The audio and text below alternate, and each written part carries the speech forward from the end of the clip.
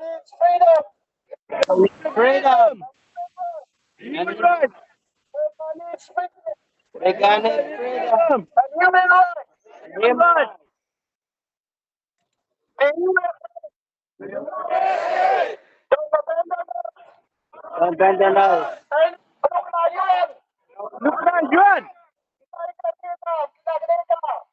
Kita berjaya kena tiga.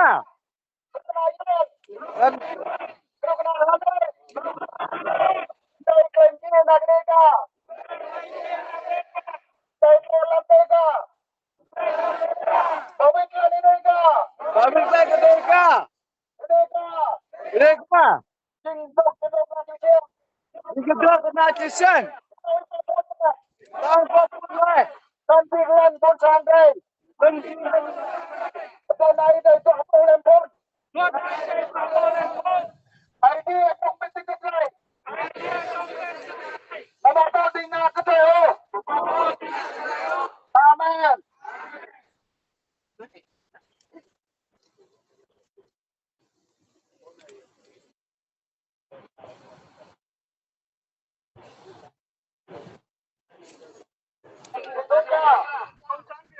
Cộng sản Việt Nam. Terau lah. Betul Western DC. Where?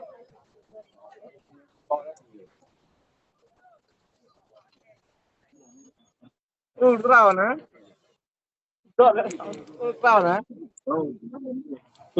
Con này đấy. Tham này nhá ultra hả? Thảo ông nó thật là kìa. Dah. Washington DC dong.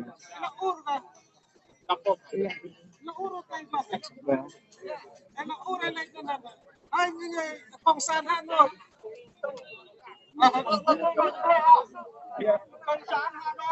Cộng sản Hà Nội. Diệt chủng người bán địa đây cả. Diệt chủng người bán địa đây cả. Cộng sản Hà Nội. Cộng sản Hà Nội. Hãy chấm dứt. Diệt chủng người bán địa đây cả. Diệt chủng người bán địa đây cả. Hãy trả lại vùng đất của người đây cả. Hãy trả lại vùng đất của người đây cả. Cộng sản Hà Nội. Cộng sản Hà Nội. Lập mưu kế. Lập mưu kế. Diệt chủng người bán địa đây cả. Diệt chủng người bán địa đây cả.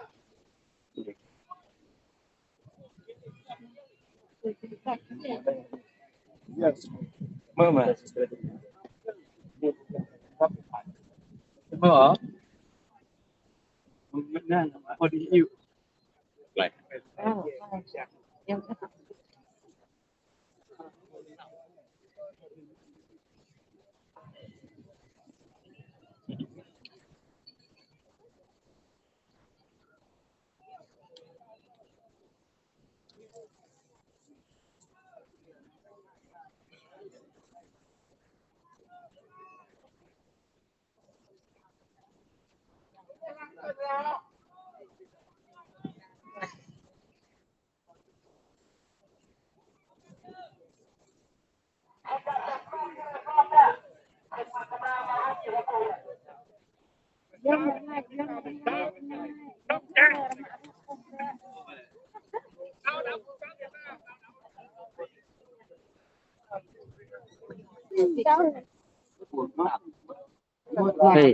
Ơi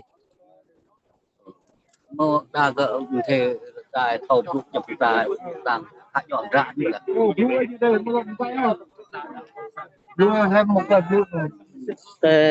tiên là cái ô rồi bây giờ không sai đời sai là họ là ô bây giờ không sai bởi vì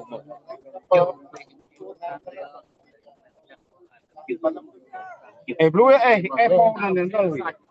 Nên cái tôi có Central Highland.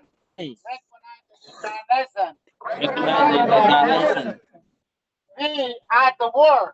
we are the world To have the to have the people. We are the world. We are the world To have the people. to have the people. Vietnamese government. Vietnamese government. Stop killing the people. Stop killing the people. Vietnamese government. Stop killing the people. Stop killing the people. Freedom religious Freedom in the Central Highland.